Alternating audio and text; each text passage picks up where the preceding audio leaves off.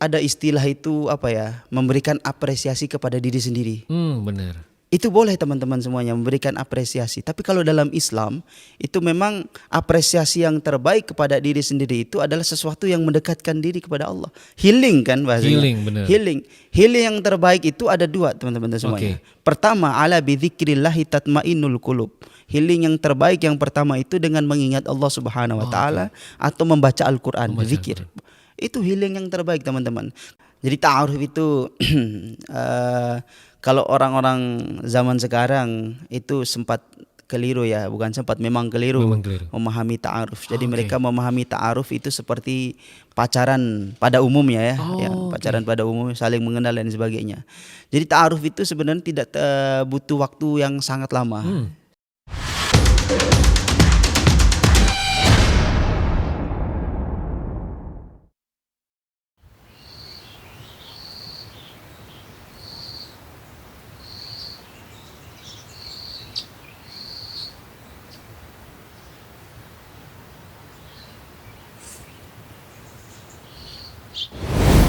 Assalamualaikum warahmatullahi wabarakatuh. Teman-teman, selamat pagi, siang, sore, atau malam. Kembali lagi berjumpa bersama saya Dirwan Sunaria. Dan masih bersama ini MVP kita ya. Waduh, most wanted player ini dia. Masya Allah. Most value player ini dia. Ada Ustadz Syekhul Islam. Apa kabar Ustadz? Alhamdulillah bi khair. Alhamdulillah sehat Antum, ini ya. Alhamdulillah. Kalau antum sendiri? Alhamdulillah ini. Kurang sehat apa lagi? Kayaknya anak harus diet ini Ustadz. Masya Allah, sama saya juga. Biar lebih mantap ini bergeraknya. Mantap. Masya Allah. Allahu Akbar. Teman-teman, kita berjumpa lagi masih di channel Sebeli Salam Media dan masih kita akan membahas seputar romansa ataupun percintaan remaja. Tapi tentunya dalam koridor yang syar'i ini. Koridor yang sudah Allah tetapkan melalui Rasul mengajarkan juga ke kita semua akhirnya. Kalau kemarin kan sempat kita bahas itu, wah ini Mobile Legend ya. Mobile Legend. Ana nggak terlalu tahu sih ya tentang Mobile Legend. Antum yang lebih tahu gitu. Artinya ketika seorang pemuda itu yakin dan memantapkan hatinya kepada satu orang yang ingin ditujunya menjadi pelabuhan terakhir, kan harus ada persiapan. Benar. Harus ada bekal.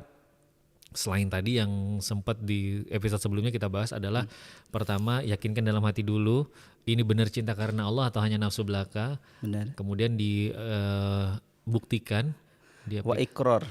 Diucapkan dulu.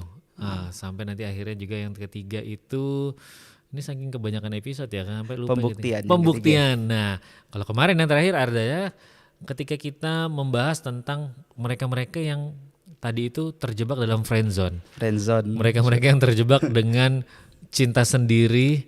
Wah, kayak lagu Kahitna ya, cinta sendiri gitu. Masya Allah. Sampai dengan cinta bertepuk sebelah tangan atau yang lainnya, kita nggak ada yang tahu deh. Nah, makin kesini kan Ustadz, artinya persiapan kita untuk menyiapkan. Artinya kan persiapan ini tidak hanya tadi, saya sudah mantap secara ekonomi. Benar. Sholat subuh saya nggak ketinggalan lagi nih Ustadz, nggak sholat duha lagi nih waktu sholat subuhnya gitu kan. Tapi di luar itu persiapan apa lagi yang nantinya persiapan yang awal tadi udah kita kerjakan sampai dengan ingin masuk ke proses, berarti masuk prosesnya ta'aruf nih. Ta'aruf. Jangan sampai proses yang awal mentang-mentang sudah ta'aruf nih, ketinggalan lagi nih kedodorannya. Ini apa yang harus dijaga Ustadz? Alhamdulillah. Terima kasih Mas Ade. Kita masih membahas ini dan seru sekali teman-teman untuk membahas satu hal yang seperti ini. Tapi alhamdulillah juga ini semangat baru, penampilannya suasana baru ya. Masya Allah, suasana baru ya. Alhamdulillah, ini pokoknya teman-teman harus dukung terus. Semoga kita bisa menghadirkan suasana yang baru. Baik. Jadi begini teman-teman semuanya yang dirahmati oleh Allah Subhanahu Wa Taala. Memang ketika kita sudah bahas di pembahasan sebelumnya tentang persiapan dan lain sebagainya. Benar. Cuman juga harus kita perhatikan juga adat ya, ini penting Ustaz. Walaupun itu tidak masuk dalam satu hal yang sangat penting, tapi ketika itu di Indonesia menjadi sangat penting. Karena orang Indonesia itu sangat menghormati adat.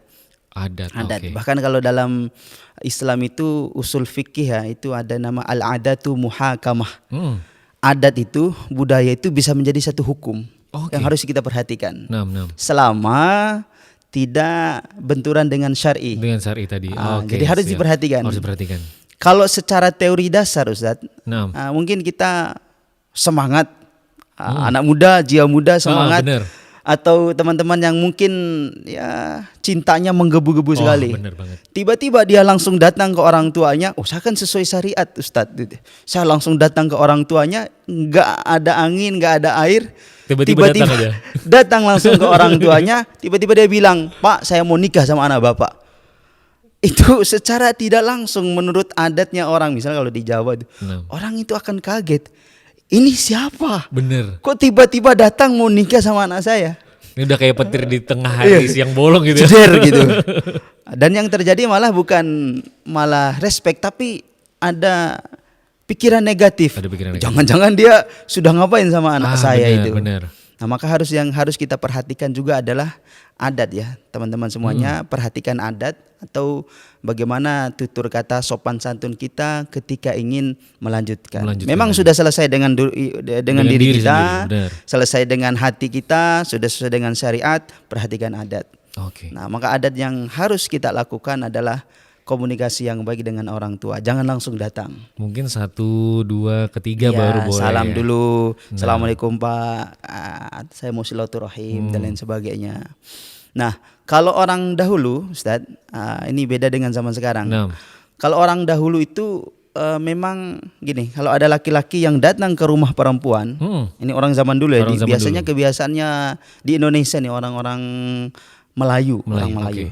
Kalau ada laki-laki dia mengucapkan serius ingin melanjutkan hubungan dengan serius dengan wanita yang dia cintai, dia datang ke rumahnya, dia ketok pintunya, dia salam, kemudian diucapkan kepada orang tua, wahai bapak, insya Allah saya adalah salah satu orang yang mencintai anak bapak, dan saya ingin bapak membantu saya untuk masuk surga bersama anak bapak. Artinya dia ucapkan kalimat keseriusan. Kalau bahasa kitanya tunangan gitu. Kalau bahasa yang lainnya mungkin dia khitbah gitu. Mungkin. Maka dalam adatnya orang Melayu itu si laki-laki dia akan disuruh pulang untuk belajar selama 1 bulan. Belajar kepada ke siapa? Belajar kepada ayahnya. Apa yang dia pelajari? Bagaimana cara menjadi suami yang baik, bagaimana cara menjadi bapak yang baik. Sedangkan kalau sudah diterima ya. Sedangkan perempuan disuruh belajar kepada ibunya. Bagaimana dulu ibunya menjadi istri yang baik. Bagaimana ibunya menjadi ibu yang untuk anak-anaknya gitu. Jadi disuruh belajar. Nah, untuk memberikan tanda kalau wanita itu sudah ada yang melamar dan sedang belajar, wanita itu dikasih tanda. Nah, di tradisinya orang Melayu zaman dulu, tandanya apa? Itu dikasih daun pacar di tangannya. Di tangannya daun di pacar. Tangan daun pacar. Sehingga masa pembelajaran itu yang 1 bulan itu disebut dengan masa pacaran. Itulah istilah pacaran yang sesungguhnya. Ini pacaran syar'i nih kayaknya. Pacaran yang sesungguhnya yang syar'i. Sehingga tapi makin sekarang makna pacaran itu mulai disalahgunakan. Maka akhirnya dalam masa penantian itu disebut dengan masa pacaran. Masa pacaran. Sehingga kalau sudah belajar, yang laki-laki belajar nggak ujuk-ujuk langsung nikah. Ada pembelajarannya. Ada pembelajaran. Seperti yang kita bahas di episode sebelumnya, jangan nikah karena suka, jangan nikah karena kepepet, atau jangan nikah karena yang lain sudah nikah. Kita belum. Tapi nikahlah karena ilmu, karena ibadah, karena ketaatan kepada Allah Subhanahu Wa Taala. Pasti akan lebih indah nantinya. Akan pasti lebih indah, insya Allah. Nah, itulah yang disebut dengan pacaran yang sebenarnya, yang sekarang disalahpahami maknanya menjadi hal yang ya kita ketahui bersama. Benar. Nah, itu salah satu caranya, Ustaz, supaya kita melangkah lebih lanjut lagi. Artinya kesiapan diri tadi itu tidak hanya siap secara mental, kemudian secara finansial, siap juga ini seperti kursus singkat pranikah tadi ya. Benar sekali. Artinya yang pria belajar dengan ayahnya, yang wanita belajar dengan ibunya. Ketika nanti memang sampai dengan waktunya di khitbah, kemudian dilangsungkan pernikahan, tidak ada penyesalan setelah kata sah tadi ya. Tidak ada kata penyesalan. Tidak ada kata penyesalan. Karena begini teman-teman semuanya, dan juga harus kita perhatikan ya. Ada para ulama itu memberikan penjelasan bahwasannya ketika kita ingin khidbah, maka usahakan dirahasiakan sebisa mungkin, hanya orang-orang tertentu saja yang tahu. Baru kalau sudah ketemu tanggal fixnya, baru kita umumkan. Kenapa demikian? Karena seperti yang kita ketahui dalam Al-Quran, jadi setan itu tugas utamanya selain membuat manusia itu syirik, ada satu tugas yang memang kalau dia berhasil maka iblis itu akan memuji sekali setan itu karena keberhasilannya. Apa itu? Yufarriqu nabihi bainal mar'i wa zawjih. Bagaimana caranya memisahkan orang yang ingin bersatu atau orang yang sudah bersatu sehingga berpisah. Maka para ulama memberikan anjuran kepada kita, apa itu? Rahasiakanlah khitbahmu. Jika kamu ingin melamar seorang wanita, jika kamu ingin mengungkapkan, maka rahasiakan. Mungkin kecuali dengan ayah ibu, ya itu jelas ya. Jelas, benar. Kemudian dengan para ustadz yang mungkin dia anggap membimbing. Baru kalau sudah fix, sudah jelas, baru nanti disebarkan undangannya. Langsung kan ada tiba-tiba sebar undangan. Itu baru keren gitu. Ini baru keren ya. Dan ini pacaran yang sesungguhnya tadi itu, ketika tadi kalau mengikuti adat Melayu orang terdahulu, artinya ketika pria datang ke rumah silaturahim, menyatakan niatnya kepada orang tua dari si wanita, dan akhirnya orang tua tersebut menyampaikan memberi waktu 1 bulan untuk belajar. Artinya ada masa di situ. Namun ini ada satu pertanyaan yang timbul tadi di benak Ustadz. Ini Masya mungkin Allah, gimana itu pertanyaannya? Ini agak-agak nyimpang sedikit ini ya. Ini belokannya terlalu jauh ini. Tikungan. Si pria udah siap, udah mantap, tapi mantap. belum diungkapkan ke orang tuanya, ke ibu atau ke bapaknya. Artinya sepertinya aku yakin insya Allah dia akan menjadi jodohku, akan menjadi ibu dari anak-anakku gitu kan. Mempersiapkan diri dan segala macamnya, tidak artinya tidak mengatur janji untuk ketemu dan segala macamnya. Di tengah jalan saat ingin menyambangi ataupun bahasanya kulonuwon ya kalau orang bilangnya, ke rumah si calon, ingin menyatakan perasaannya kepada orang tuanya, tapi sebelum itu kan nyampaikan dulu ke ibu atau ke bapak. Tiba-tiba ibu dan bapak tidak menyetujui. Tidak menyetujui, baik. Ibu nggak setuju nak kalau kamu sama pilihanmu yang itu. Entah pertimbangannya ini macam-macam. Tapi kita ambil secara umum, ibu nggak setuju. Kalau bapak kan biasanya yang terbaik buat kamu, insya Allah bapak ngikutin. Kalau ibu kan biasanya punya kriteria pertimbangan yang cukup berat. Nah, ketika seorang pria dihadapkan dengan seperti ini, Ustadz, apa yang harus diambil pilihannya gitu? Artinya kan seorang anak laki-laki itu sampai nikah pun hak dan tanggung jawab masih ke ibu. Benar. Ini belum nikah, tapi ibu sudah mencoba memberikan ujiannya gitu. Dalam artian ibu nggak setuju. Ada yang lain nggak? Nah gitu, gimana Ustaz?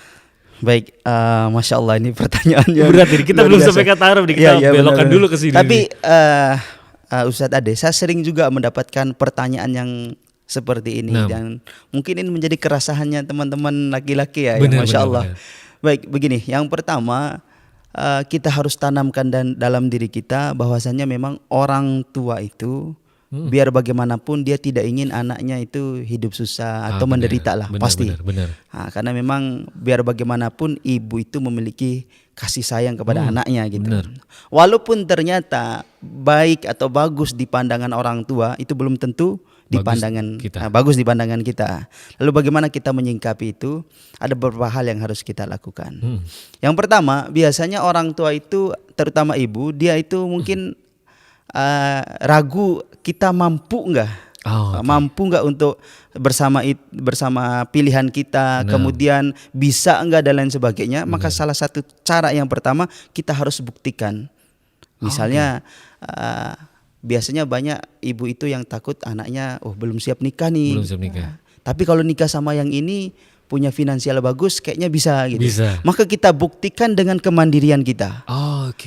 Bisa dengan kita mulai bisnis, itu bagus itu. Memulai bisnis, kemudian memberikan hadiah kepada orang tua. Ini mungkin tidak diajarkan dalam Al-Quran teman-teman semuanya. Tapi inilah yang harus kita ketahui ketika hidup bermasyarakat dan bersosial. Benar. Jadi kita buktikan dengan kemandirian kita. Kemandirian kita memberikan hadiah. Kemudian yang kedua dengan akhlak. Dengan akhlak. Jadi akhlak ini penting sekali.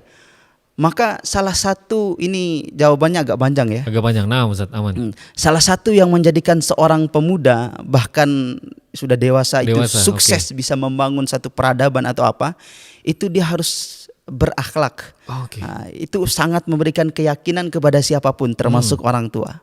Akhlak itu kalau kita lebih spesifikkan lagi itu bisa kita sebut dengan karakter. Nah, jadi akhlak secara umum itu karakter secara spesifik. Karakter itu ada dua teman-teman semuanya. Ada yang pertama karakter moral, kemudian yang kedua karakter kinerja. Ini yang harus kita buktikan kepada kedua orang tua kita. Apa itu karakter moral? Karakter moral itulah yang kita sebut dengan iman, takwa, jujur, berkata yang baik, sopan santun, itulah karakter moral. Berarti apa yang dilihat dan kita perlihatkan juga. Iya, benar. Kemudian yang kedua, karakter kinerja. Apa itu teman-teman? Ini kayak pembahasan kuliah nih, Masya Allah. Kuliah umum jadi. Kuliah umum. Tapi ini penting nih buat teman-teman semuanya. Karakter yang kedua adalah karakter kinerja, itu biasa kita sebut dengan orang yang pantang menyerah. Terus berjuang, terus bangkit. Kemudian dia pekerja keras. Kalau dua karakter ini sudah ada pada diri kita, kemudian kita buktikan kepada kedua orang tua, insya Allah orang tua itu akan sedikit demi sedikit timbul rasa percaya kepada kita. Karakter itu. Benar. Nah, kemudian ada lagi, itu yang pertama karakter. Yang kedua nih, kita harus yang namanya punya kompetensi. Ini bahasanya kompetensi apa ya biar bahasa mudahnya? Kompetensi kayak apa ya? Kemampuan gitu ya. Kemampuan beradaptasi atau kemampuan dalam muamalahnya itu atau? Ya, kita sebut seperti itulah. Sederhananya ya. Kompetensi ya dalam pikiran, pola pikir dan lain sebagainya. Kompetensi kita harus ada, teman-teman. Kompetensi itu kalau nggak salah ada 4. 4K lah rumusnya ini. 4K. Tiba-tiba muncul 4K. K yang pertama berpikir kritis. Berpikir kritis itu artinya ya kita bertanya kepada kedua orang tua, kenapa harus A? Kenapa dia harus menjodohkan kita dengan A? Kenapa bukan B? Sehingga nanti dari situ akan muncul diskusi dan lain sebagainya. Jadi kritis itu bukan berarti kita menentang, teman-teman. Bahkan Islam itulah satu-satunya agama yang mengajarkan kepada kita kritis. Coba teman-teman buka di kitab-kitab agama lain, itu nggak ada dalam satu kitab mereka pun yang memerintahkan untuk mengkritisi agama itu. Agama yang mereka anut nggak ada. Cuman Islam yang, bahkan Islam itu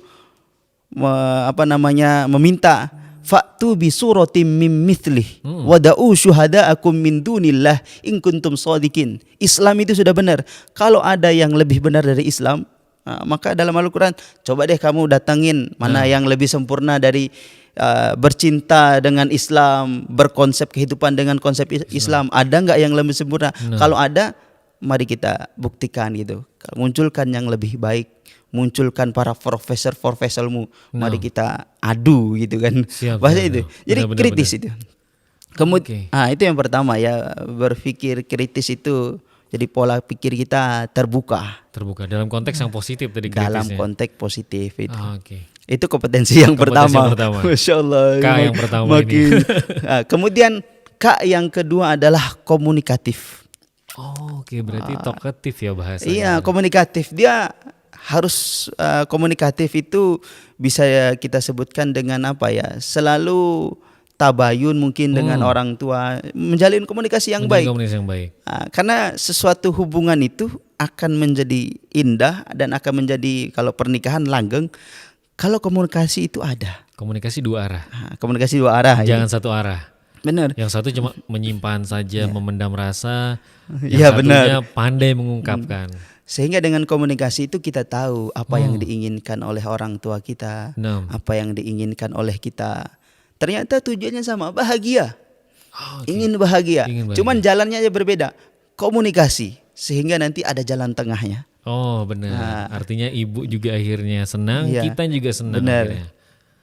Kemudian yang ketiga, pertama itu adalah kritis, kemudian komunikatif, kemudian yang keempat itu, yang ketiga adalah kolaboratif. Oh, oke.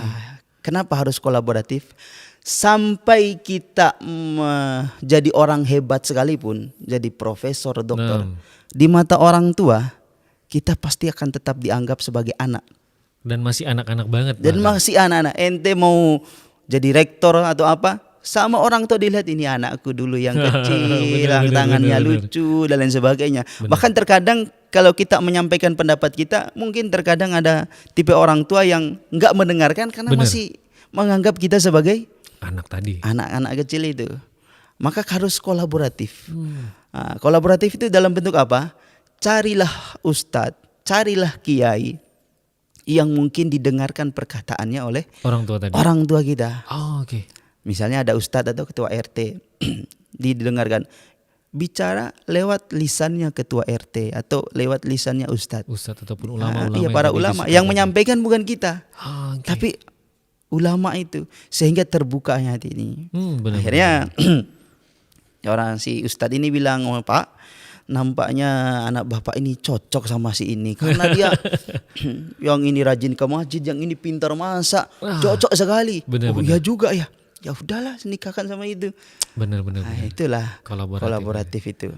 Itu kak yang ketiga. Kak yang keempat, ini saya lupa di kak yang keempat. Kak yang keempat apa ya?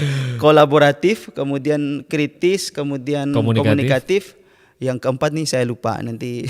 Sambil jalan lah ya. Sambil jalan ya. Artinya bagi mereka-mereka tadi yang kembali lagi ada sedikit kerikil dari orang tuanya. Dalam artian orang tua bukan ingin menghalangi kebahagiaan anaknya, tapi mencoba menyatukan dulu. Benar. Berarti orang tua ini kan skeptisnya orang tua adalah skeptis yang tidak ingin anaknya nantinya ada penyesalan dan segala macam. Benar sekali. Artinya ujian dalam rumah tangga itu akan selalu ada. Tapi jangan sampai nanti ketika ujian itu datang timbul penyesalan bahwa kalau tahu begini aku nggak akan nikahin kamu. Nah ini kan sebenarnya yang tidak diharapkan ada orang tua tadi. Berarti memang tadi itu harus mulai komunikatif dengan orang tua, mulai sampaikan ngobrol dengan orang tua. Jangan sampai kita hanya mementingkan ego kita bahwa Bu dia cantik, Bu dia hafal 30 juz, Bu dia gitu. Tapi ibu kita gak setuju, kita mau bagaimana? Nah ini kan rasanya juga akan ada sandungan nantinya dalam perjalanan. Benar. Maka itu pentingnya bagi kita menikah karena ilmu tadi, sehingga segala sesuatu yang kita hadapi kita selesaikan dengan ilmu. Benar. Karena kalau dengan ilmu, insya Allah pasti akan ada solusinya. Benar. Tapi kalau seandainya tidak ada ilmu, itu yang muncul itu amarah, kemudian tergesa-gesa. Benar. Amarah karena kecewa, ya tadi segala sesuatu yang kita sandarkan kepada manusia ya pasti kecewa. Pasti kecewa. Tadi sudah kita bayangkan. Udah bayangin nikah sama si fulan, hidup sama fulan dan sebagainya. Dia sudah menikmati dengan bayangannya. Bahkan akan hidup dengan dia. Tapi ternyata enggak. Makanya kalau punya ilmu kan dia akan berpikir. Terutama ilmu agama ya. Yang ayat yang mungkin sudah kita hafal, yang di episode sebelumnya kita sudah baca juga. Ini jadi harus kita garis bawahi surat Al-Baqarah. Wa asa an takrahu syai'an wa huwa khairul lakum. Bisa jadi sesuatu yang tidak kamu sukai itu ternyata baik bagi kamu.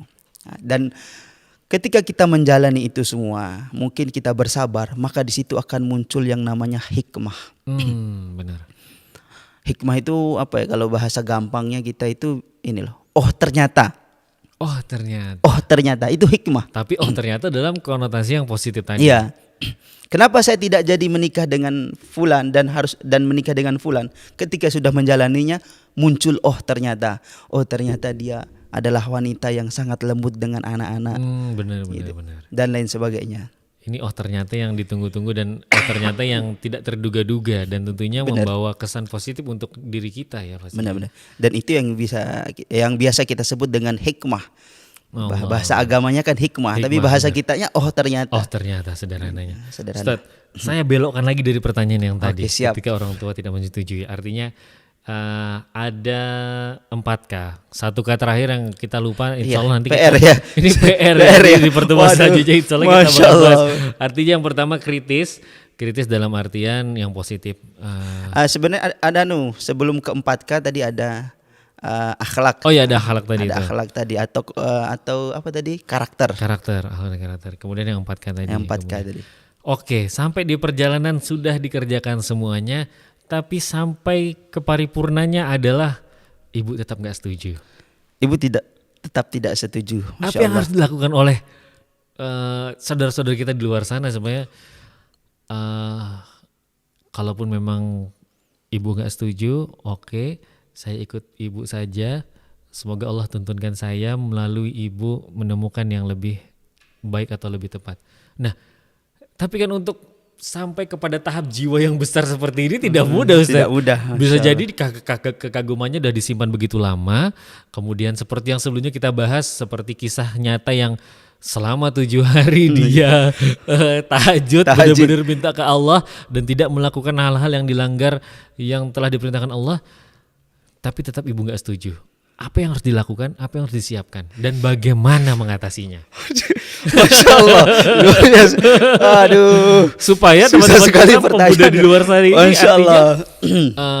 Ya udah, Ustadz, Kiai, nampaknya ibu tidak setuju. Insya Allah Ana ikut ibu. Nah, Masya Allah. Nah ini, sampai kepada perkataan begini kan itu berat banget ini prosesnya, Ustaz. Baik, Masya Allah. Baik, saya akan mencoba menjawab pertanyaan yang sangat berat ini. Jadi yang pertama teman-teman semuanya, biar bagaimanapun jangan sampai kita durhaka sama orang tua. Wah, ini itu harus dipegang catatan teguh utama nih. Ini. Catatan ya. Pasal 1 udah ini. Kalaupun orang tua dan lain sebagainya tetap tidak setuju, tahan. Jangan sampai kita menyakiti hati orang tua kita. Jangan mengedepankan ego juga. Iya, itu. Kembali lagi kepada poin pertama ya. Dalam Islam itu orang tua yang agamanya beda saja sama kita, keyakinannya, kita pun tetap tidak boleh memperlakukan dengan buruk gitu. Apalagi yang orang tua yang menginginkan kita melakukan kebaikan gitu. Benar. Dan sebagainya. Kecuali boleh kita tidak taat kepada orang tua apabila la ta'atil makhluk li ma'siyatil khaliq.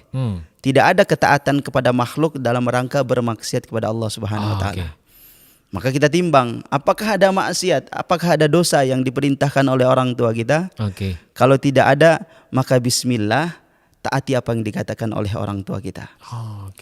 Jadi itulah yang diajarkan, yang dicontohkan oleh orang-orang terdahulu ketika kita taat kepada orang tua, bisa jadi lewat lisan orang tua itulah akan menumbuhkan rasa dalam hati kita. Karena cinta itu bukan hanya sekedar soal rasa gitu. Cinta itu bisa ditumbuhkan, bisa dimunculkan gitu. Apalagi landasannya taat kepada Allah, taat kepada orang tua. Maka dalam ayat Al-Quran yang sangat kita hafal yang berkaitan tentang pernikahan itu, Allah katakan waja'ala bainakum mawaddah. Kami jadikan, bukan sudah ada, tapi Allah yang memunculkan rasa itu, mawaddah warahmah, ketenangan, kasih, sayang gitu. Apalagi di atas ketaatan kepada Allah Subhanahu wa taala. Banyak kita temui orang yang mungkin menikahnya karena bukan karena suka atau karena paksaan orang tua, tapi atas dasar kebaikan. Landasan kebaikan. Fa insyaallah Allah akan berikan jalan kemudahan. Kalaupun di dalamnya ada kesulitan, kalaupun di dalamnya ada ya cobaan dan lain sebagainya, itu adalah yang mendewasakan kita, yang melatih kita untuk memahami makna cinta yang sebenarnya gitu. Syahdu banget ya. Jadi buat teman-teman yang tadi itu, ketika orang tua memang tidak menyetujui, kita tahan dulu, kita timbang-timbang dulu, kita bisa mungkin mengkoreksi apa yang menjadi tidak kesetujuan orang tua kita. Benar sekali. Bisa jadi tidak kesetujuan orang tua kita itu atas dasar karena dia begitu paham tentang kita sebagai seorang anak, ibu, sebagai seorang ibu yang memahami anaknya.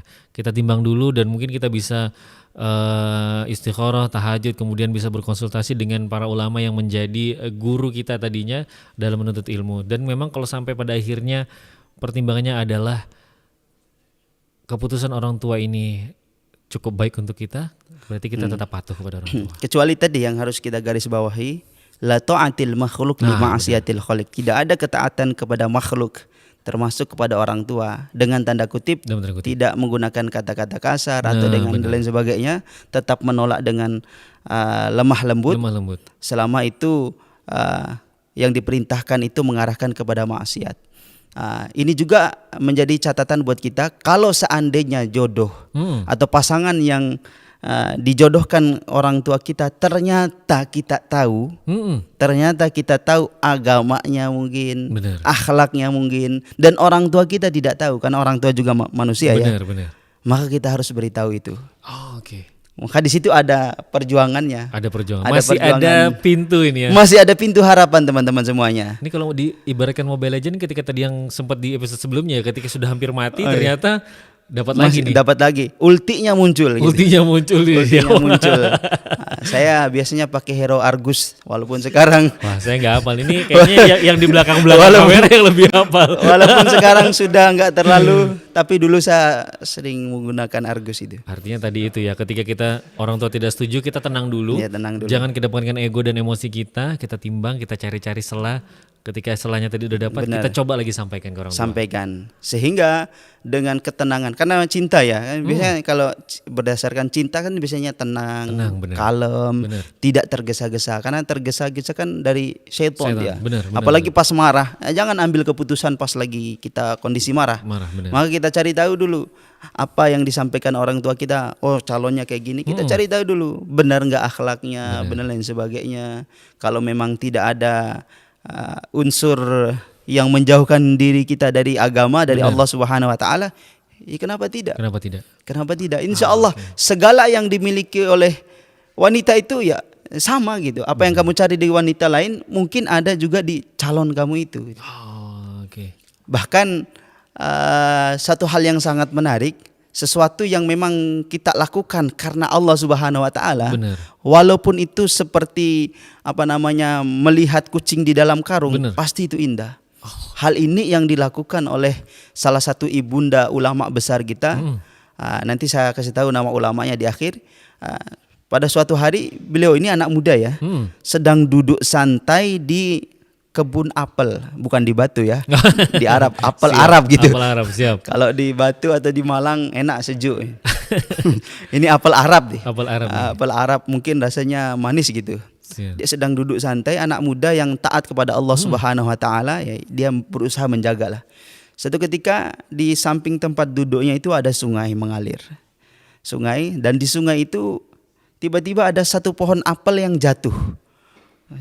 Kemudian karena kondisinya saat itu lapar, Ustaz. Lagi lapar, duduk santai, anak muda ya. Dia nggak berpikir panjang, dia ambil apel itu, kemudian dia makan. Apel jadi apel Kroa. Nah, disitulah iPhone enggak bercanda. Enggak bercanda ya. Bukan itu. Dia akhirnya makan apel itu. Setelah dia makan, karena lapar itu dia tidak terlalu berpikir panjang. Tapi setelah dia makan, mengunyah, kembali dia mulai pikir, ini apelnya siapa gitu. Ini apel punya orang, jangan-jangan ini bukan punya saya. Akhirnya dia, ya sudah, karena ini punya orang, dia berusaha mencari supaya apa yang digigit itu menjadi halal. Satu gigitan, Ustaz. Satu gigitan. Nah, zaman sekarang berapa gigit yang kamu makan yang subhat? Kalau zaman sekarang kayaknya udah lewat dari pagar pemiliknya, udah hak kita itu. Zaman sekarang bukan cuma apel yang digigit, aspal. Aspal digigit, apalagi akhir tahun kemarin. Biasa. Akhir tahun kan masa akhir-akhir APBN. Jadi kita tidak menuduh ya. Semoga itu tidak terjadi di Indonesia. Akhirnya dia gigit apel itu, kemudian dia cari pemiliknya. Ketemulah sama tukang apel itu, ditanya, "Assalamualaikum Pak, ini saya tidak sengaja loh bahasa makan apel ini Pak, mohon izin untuk dihalalkan apa yang saya makan ini." Terus bapaknya bilang, saya di sini cuma penjaga apel saja Mas gitu. Yang punya itu rumahnya di sana. Kalau misalnya di apelnya di Batu, yang punya itu orang Surabaya. Zaman dulu kan nggak ada bis ya. Nggak ada bis. Jalan kaki, dia nggak punya ontak juga. Kalau mau langsung datang ke rumahnya minta dihalalkan. Dia mikir, jauh sekali. Masa cuma satu gigit apel saya harus berjalan kaki 1 hari 1 malam gitu. Benar. Tapi karena dia mikir, Masya Allah, tapi ini menentukan hidup saya, menentukan keluarga saya, masa depan saya, anak keturunan saya. Karena setiap daging yang tumbuh dari barang yang haram. Maka nerakalah tempat yang layak gitu. Ini kan sudah jelas-jelas haram, bukan punya dia. Apalagi yang subhat itu pasti mengarah ke yang haram gitu. Nah, sekarang hati-hati kalau kita mau makan makanan yang haram gitu. Benar. Akhirnya Bismillah, dia catat alamatnya, dia datangi. Berjalan 1 hari 1 malam. laki-laki, anak muda memang. Anak muda itu memang kalau dia soleh, kalau dia benar, potensi yang dimilikinya itu bakal keren banget anak muda itu.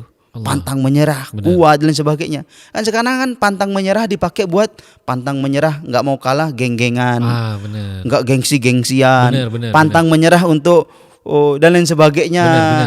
Ya itulah. Tapi kalau potensi yang benar ini, potensi yang besar dari pemuda itu diarahkan di tempat yang benar, maka pantang menyerah itu menjadi sangat keren, epic, seperti yang dilakukan pemuda ini. Jalan dia Ustaz, 1 hari 1 malam, sampailah di depan rumahnya orang yang punya kebun apel itu. Dia ketok, tok tok tok. Assalamualaikum Pak. Waalaikumsalam. Ada yang bisa saya bantu? Ada Pak. Dia ceritakan kronologinya. Mohon maaf Pak, saya pertamanya duduk di kebun Bapak, kemudian saya kondisi lapar, tidak sengaja saya melihat apel jatuh di sungai, saya ambil, saya makan. Ternyata ini bukan punya saya, dan saya cari alamat Bapak, saya menempuh perjalanan 1 hari 1 malam. Saya minta kesediaan Bapak untuk menghalalkan apel yang saya makan ini. Allah. Bapaknya mikir, waduh, mohon maaf Mas. Bahasanya apa sekali gitu. Mohon maaf Mas, saya nggak bisa. Dia udah kayak, wah, sudah berjalan 1 hari 1 malam.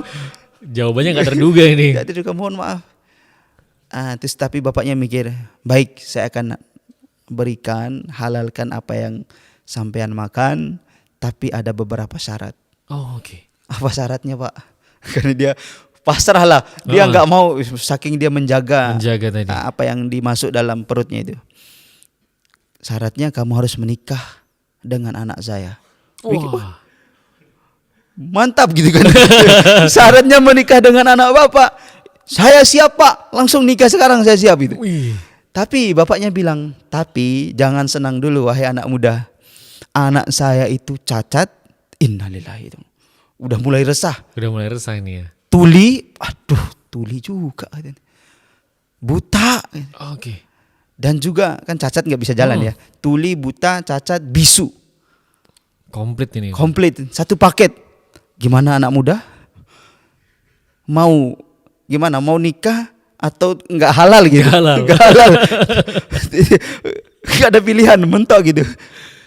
Biasanya kan kabur kalau anak zaman sekarang itu kan buat status dan lain sebagainya. Benar.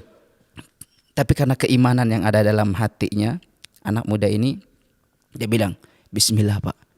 Karena memang ini untuk menghalalkan dan karena Allah Subhanahu Wa Taala, saya terima. Allah. Nikah langsung di situ. Nikah langsung. Qabil tu nikah wa tazwijha. Saya minum dulu. Insyaallah.